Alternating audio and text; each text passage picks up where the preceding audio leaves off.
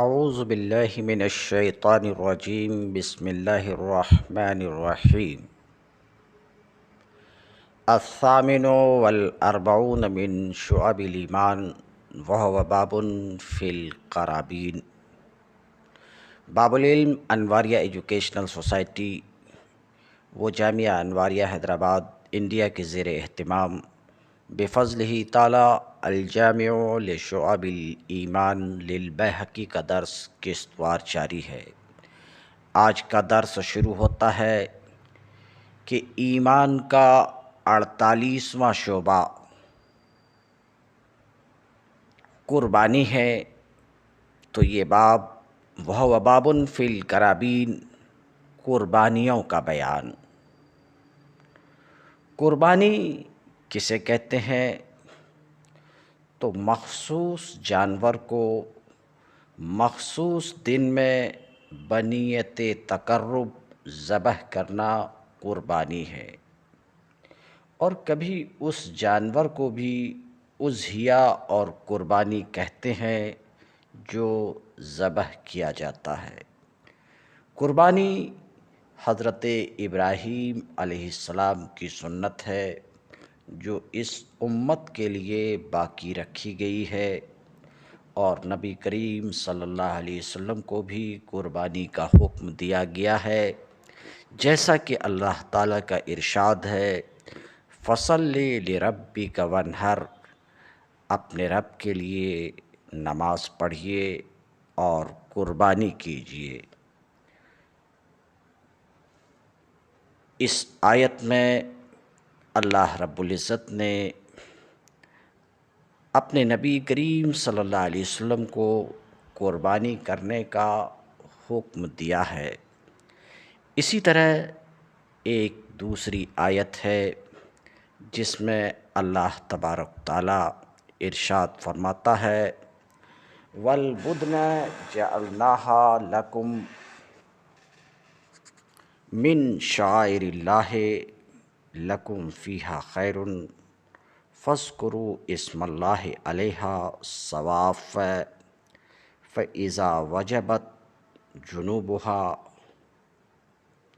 فَكُلُوا مِنْهَا وَأَطْعِمُوا الْقَانِعَ وَالْمُعْتَرَّ كَذَلِكَ سَخَّرْنَاهَا لَكُمْ لَعَلَّكُمْ تَشْكُرُونَ۔ لَن يَنَالَ اللَّهَ لُحُومُهَا وَلَا دِمَاؤُهَا وَلَكِن يَنَالُهَا التَّقْوَىٰ مِنكُمْ كَذَلِكَ سَخَّرَهَا لَكُمْ لِتُكَبِّرُوا اللَّهَ عَلَىٰ مَا هَدَاكُمْ وَبَشِّرِ الْمُحْسِنِينَ۔ ترجمہ: اور قربانی کے ڈیلدار جانور اونٹ اور گائے ہم نے تمہارے لیے اللہ کی نشانیوں سے کیے۔ ابھی شاعر اللہ پر میں گفتگو کروں گا۔ اللہ کے شاعر یعنی اس کے دین کی نشانیاں۔ لَكُمْ فِيهَا خَيْرٌ، تمہارے لیے ان میں بھلائی ہے، یعنی دنیا میں نفع اور آخرت میں اجر و ثواب ہے۔ فَاذْكُرُوا اسْمَ اللَّهِ عَلَيْهَا صَوَافَّ، تو ان پر یعنی قربانی کے جانوروں پر اللہ کا نام لو، یعنی ان کے ذبح کے وقت جس حال میں وہ ہوں اللہ کا نام لو۔ صواف ہے ایک پاؤں بندھے 3 پاؤں سے کھڑے، یعنی اونٹ کے ذبح کا یہی مسنون طریقہ ہے۔ فَإِذَا وَجَبَتْ جُنُوبُهَا فَكُلُوا مِنْهَا، پھر جب ان کی کروٹیں گر جائیں یعنی بعد ذبح ان کے پہلو زمین پر گریں اور ان کی حرکت ساکن ہو جائے، فَكُلُوا مِنْهَا، تو ان میں سے خود کھاؤ اگر تم چاہو۔ وَأَطْعِمُوا الْقَانِعَ وَالْمُعْتَرَّ، اور صبر سے بیٹھنے والے اور بھیک مانگنے والے کو کھلاؤ۔ کذالک سخرناہا لکم، ہم نے یوں ہی ان کو تمہارے بس میں دے دیا ہے، لعلکم تشکرون، تاکہ تم احسان مانو۔ لن ینال اللہ لحومها ولا دماؤها ولکن ینالها التقوی منکم، اللہ کو ہرگز ان کے گوشت یعنی قربانی کے جانور کے گوشت نہیں پہنچتے اور نہ ان کے خون پہنچتے، وَلَٰكِن يَنَالُهَا التَّقْوَىٰ مِنْكُمْ، ہاں تمہاری پرہیزگاری اس تک باریاب ہوتی ہے، یعنی قربانی کرنے والے صرف نیت کے اخلاص اور شروط تقویٰ کی رعایت سے اللہ تعالیٰ کو راضی کر سکتے ہیں۔ کذالک سخرہا لکم لتکبروا اللہ علی ما ہداکم، یوں ہی ان کو تمہارے بس میں کر دیا کہ تم اللہ کی بڑائی بولو اس پر کہ تم کو ہدایت فرمائی۔ وبشر المحسنین، اور اے محبوب خوشخبری سناؤ نیکی والوں کو، خوشخبری سناؤ یعنی ثواب کی خوشخبری سناؤ۔ اسی طرح ایک دوسری جگہ اللہ رب العزت کا ارشاد ہے، لِيَشْهَدُوا مَنَافِعَ لَهُمْ، تاکہ وہ پہنچیں اپنے فائدہ کی جگہ پر اور پڑھیں اللہ کا نام کئی دنوں میں جو متعین ہے۔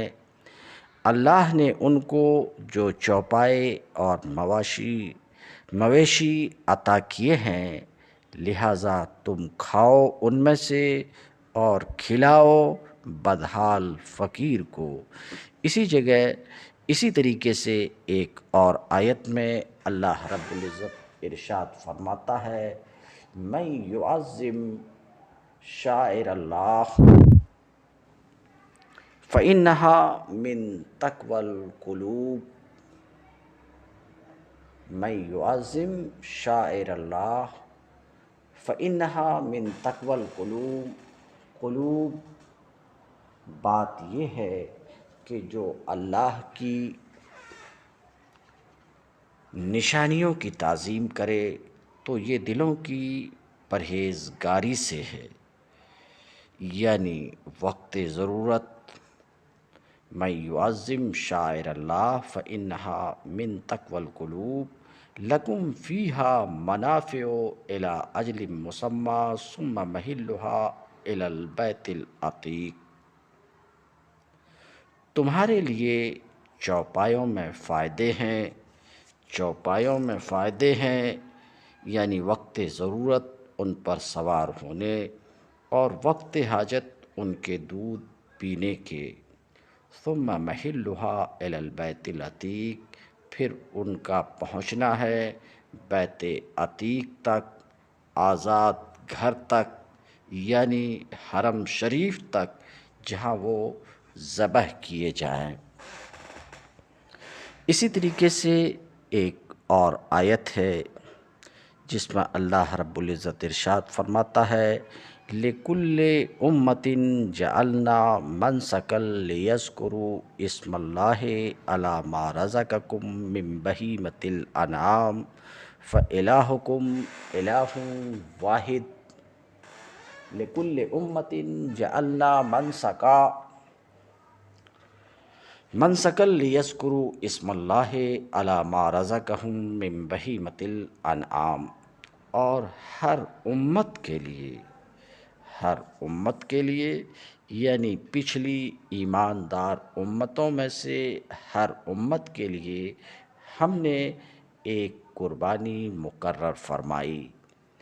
لِيَذْكُرُوا اسْمَ اللَّهِ عَلَى مَا رَزَقَهُم، کہ اللہ کا نام لیں اس کے دیے ہوئے بے زبان چوپایوں پر، اللہ کا نام لیں اس کے دیے ہوئے بے زبان چوپایوں پر، تو اس آیت میں بھی اس بات کی صراحت ہے کہ یہ قربانی کا حکم خاص اسی امت کے لیے نہیں بلکہ اس امت سے پہلے دوسری امتوں کو بھی اللہ تعالیٰ نے قربانی کا حکم دیا، جیسا کہ آیت کا یہ لفظ بتا رہا ہے لِكُلِّ أُمَّةٍ جَعَلْنَا مَنْسَكًا، ہر امت کے واسطے ہم نے مقرر کر دی قربانی۔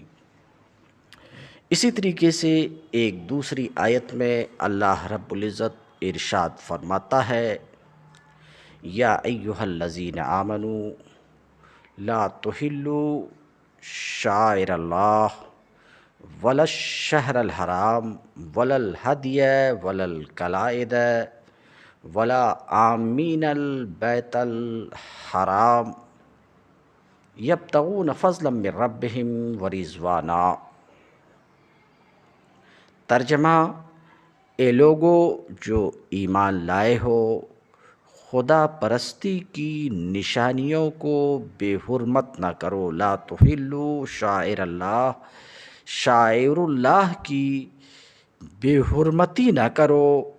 شعائر اللہ یہ کیا چیز ہے؟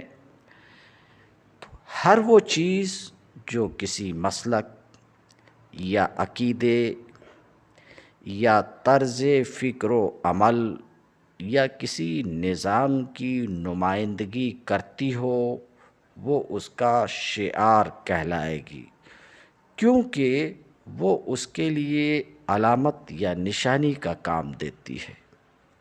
سرکاری جھنڈے، فوج اور پولیس وغیرہ کے یونیفارم، سکے، نوٹ اور اسٹامپ حکومتوں کے شعائر ہیں۔ وہ اپنے محکموں سے بلکہ جن جن پر ان کا زور چلے سب سے ان کے احترام کا مطالبہ کرتی ہیں۔ گرجا اور قربان گاہ اور صلیب مسیحیت کے شعائر ہیں۔ چوٹی، زنار اور مندر برہمنیت کے شاعر ہیں، اور کڑا اور کرپان وغیرہ سکھ مذہب کے شاعر ہیں۔ ہتھوڑا اور درانتی اشتراکیت کا شعار ہے۔ یہ سب مسلک اپنے اپنے پیرووں سے ان شعائر کے احترام کا مطالبہ کرتے ہیں۔ اگر کوئی شخص کسی نظام کے شعائر میں سے کسی شعار کی توہین کرتا ہے تو یہ اس بات کی علامت ہے کہ وہ دراصل اس نظام کے خلاف دشمنی رکھتا ہے، اور اگر وہ توہین کرنے والا خود اسی نظام سے تعلق رکھتا ہو تو اس کا یہ فعل اپنے نظام سے ارتداد اور بغاوت ہے۔ یہاں شاعر اللہ سے مراد آیت میں جو ہے کہ لا تحلوا شعائر اللہ، خدا پرستی کی نشانیوں، اللہ کے دین کی نشانیاں، اس نشانیوں کو بے حرمت نہ کرو۔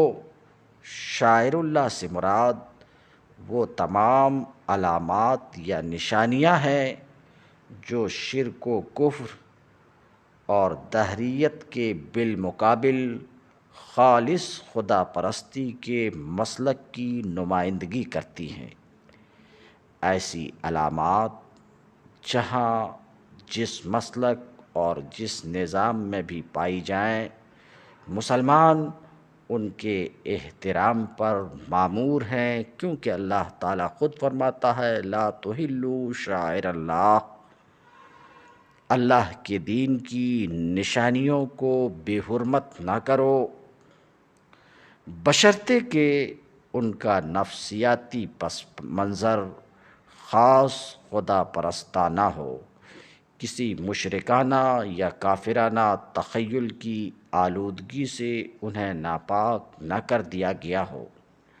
کوئی شخص خواہ وہ غیر مسلم ہی کیوں نہ ہو، اگر اپنے عقیدہ و عمل میں خدائے واحد کی بندگی و عبادت کا کوئی جز رکھتا ہے تو اس جز کی حد تک مسلمان اس سے موافقت کریں گے اور ان شاعر کا بھی پورا احترام کریں گے جو اس کے مذہب میں خالص خدا پرستی کی علامت ہو۔ اس چیز میں ہمارے اور اس کے درمیان نزاع نہیں ہے بلکہ موافقت ہے۔ نزاع اگر ہے تو اس امر میں نہیں کہ وہ خدا کی بندگی کیوں کرتا ہے، بلکہ اس بات میں ہے کہ وہ خدا کی بندگی کے ساتھ دوسری بندگیوں کی آمیزش کیوں کرتا ہے۔ یہاں شاعر اللہ کے احترام کا جو حکم دیا گیا ہے یہ اس زمانے میں دیا گیا تھا جب کہ مسلمانوں اور مشرکین عرب کے درمیان جنگ بپا تھی۔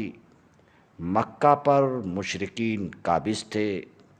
عرب کے ہر حصے سے مشرک قبائل کے لوگ حج و زیارت کے لیے کعبہ کی طرف جاتے تھے اور بہت سے قبیلوں کے راستے مسلمانوں کی زد میں تھے۔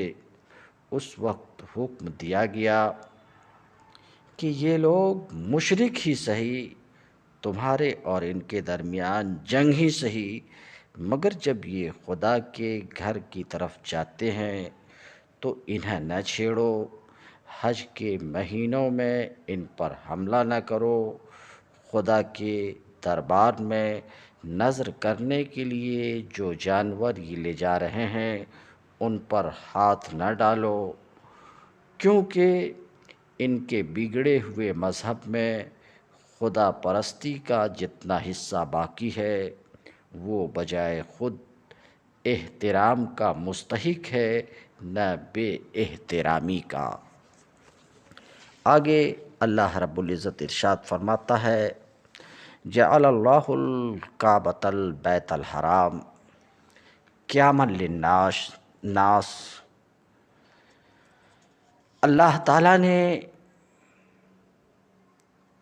کعبے کو ادب والے گھر کعبے کو لوگوں کے قیام کا باعث بنایا ہے، اور بزرگی والے مہینے والشہر الحرام، اور بزرگی والے مہینے کو، اور والہدی والقلائد، اور قربانی کے جانور کو، اور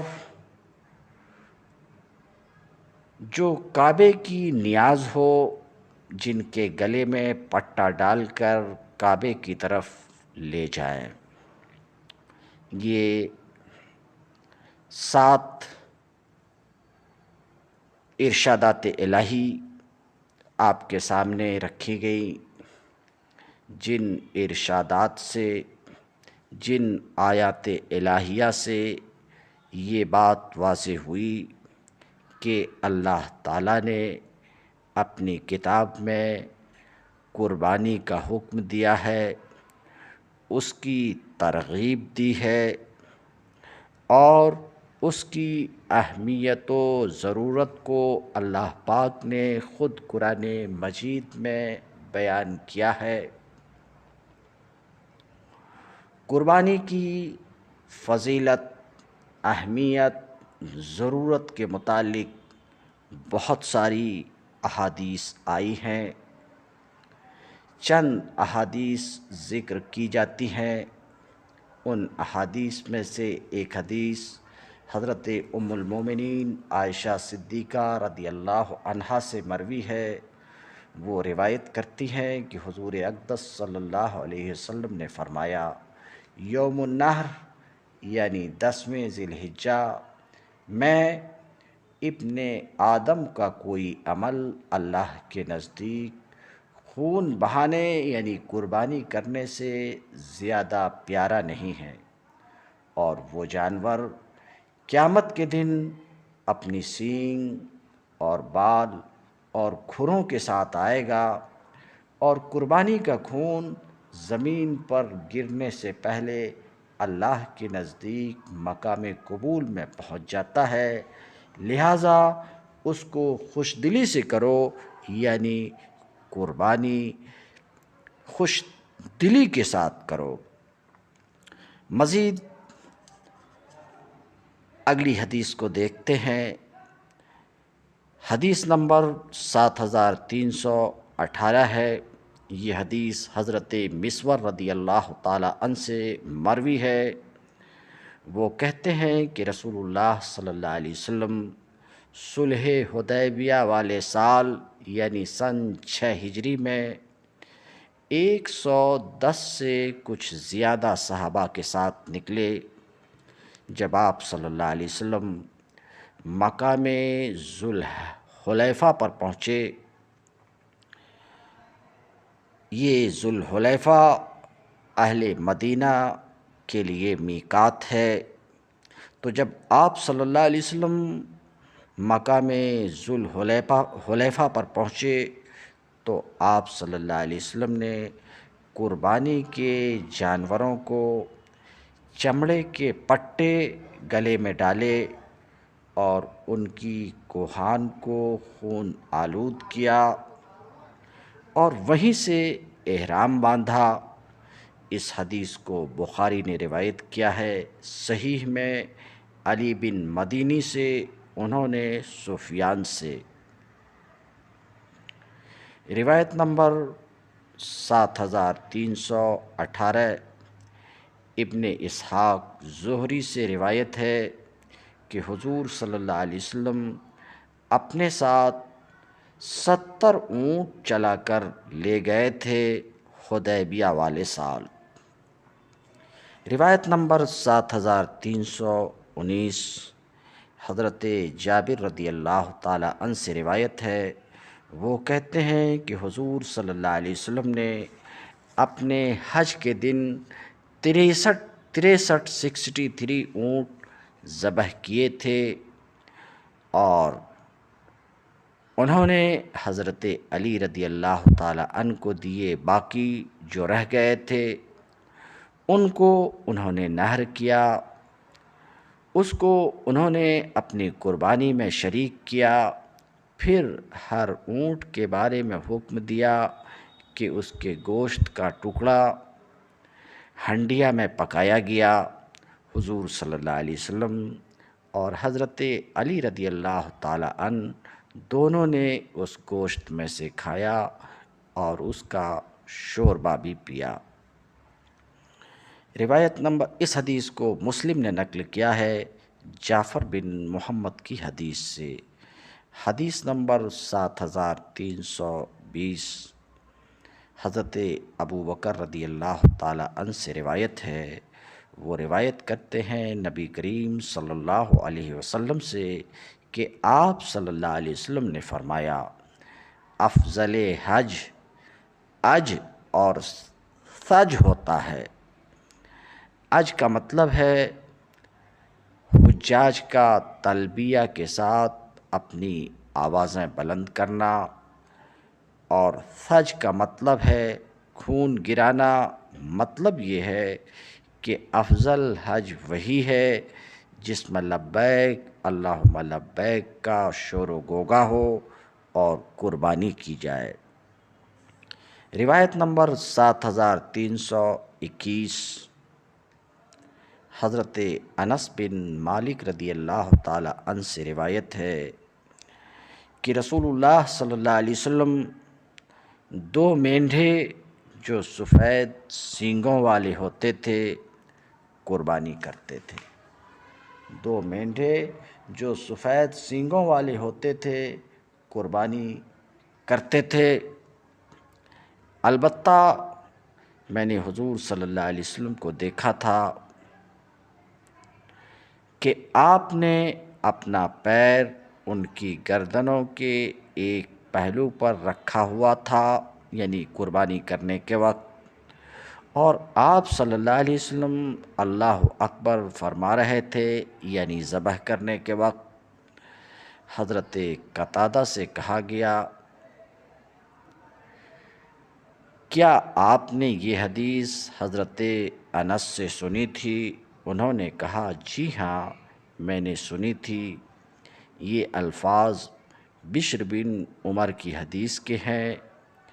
البتہ میں نے حضور صلی اللہ علیہ وسلم کو دیکھا تھا کہ وہ دونوں مینڈھے اپنے ہاتھ سے ذبح کر رہے تھے۔ بخاری اور مسلم نے اس کو نقل کیا ہے حدیث گندر سے۔ حدیث نمبر 7322 حضرت ابو سعید رضی اللہ تعالی عنہ سے روایت ہے۔ وہ کہتے ہیں کہ حضور صلی اللہ علیہ وسلم نے سینگوں والا مینڈھا ذبح کیا جو سیاہی کھاتا، سیاہی میں چلتا اور سیاہی میں دیکھتا تھا، یعنی منہ بھی کالا تھا، پیر بھی کالے تھے، آنکھیں بھی کالی تھی۔ روایت نمبر 7323 حضرت عبداللہ بن محمد بن عقیل بن ابو طالب سے روایت ہے۔ وہ روایت کرتے ہیں حضرت علی بن حسین سے، وہ فرماتے ہیں لِكُلِّ أُمَّةٍ جَعَلْنَا مَنْسَكًا هُوَ نَاسِكُوهُ، ہم نے ہر امت کے لیے ایک عبادت کا طریقہ بنایا ہے، جس طریقے پر وہ عبادت کرتے ہیں، یعنی ہم نے ہر امت کے لیے ذبح مقرر کیا ہے، وہ اس ذبح مقرر کیا ہے جس کو وہ ذبح کرتے ہیں۔ مجھے حدیث بیان کی ہے ابو رافع نے کہ رسول اللہ صلی اللہ علیہ وسلم جب قربانی کرتے تھے تو 2 مینڈھے موٹے تازے سفید سینگوں والے خرید کرتے تھے۔ آپ صلی اللہ علیہ وسلم خطبہ دے لیتے اور عید کی نماز پڑھا لیتے، تو دونوں میں سے ایک مینڈھا اپنے ہاتھ سے ذبح کرتے تھے مدینے میں۔ اس کے بعد آپ صلی اللہ علیہ وسلم یہ دعا کرتے تھے اللہم ھذہ عن امتی جمیعا من شہد لک بالتوحید وشہد لی بالبلاغ، اے اللہ یہ قربانی میری ساری امت کی طرف سے ہے، ہر اس آدمی کی طرف سے ہے جس نے تیری توحید کی شہادت دی اور میری رسالت کی گواہی دی ہے۔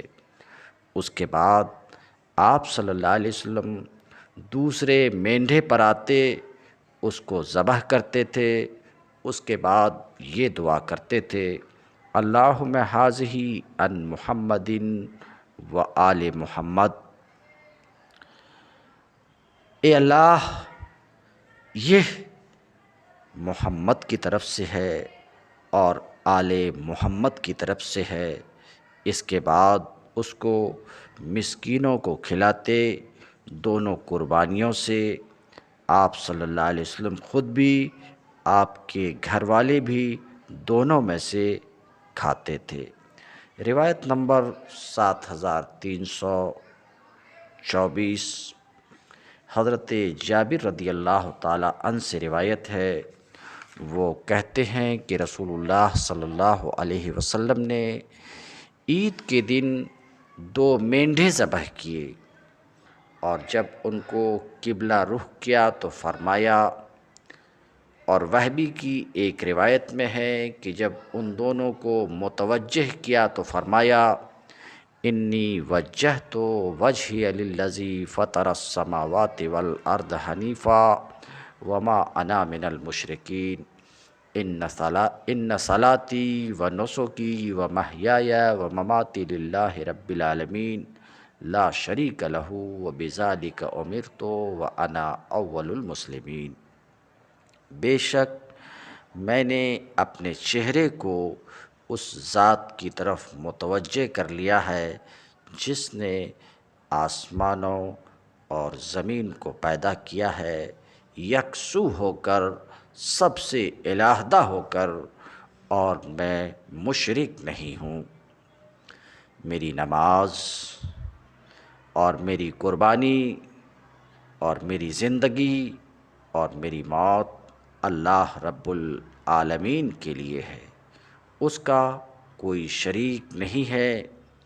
اسی بات کا مجھے حکم ہوا ہے کہ میں کسی کو اس کا شریک نہ بناؤں، اور میں پہلا فرما بردار ہوں۔ اس کے بعد یہ کہتے تھے، اللہم منک لک ان محمد و امتہ، اے اللہ یہ قربانی تیری طرف سے ہے اور تیرے ہی لیے ہے، اور محمد کی طرف سے ہے اور اس کی امت کی طرف سے ہے، اور بسم اللہ پڑھتے تھے۔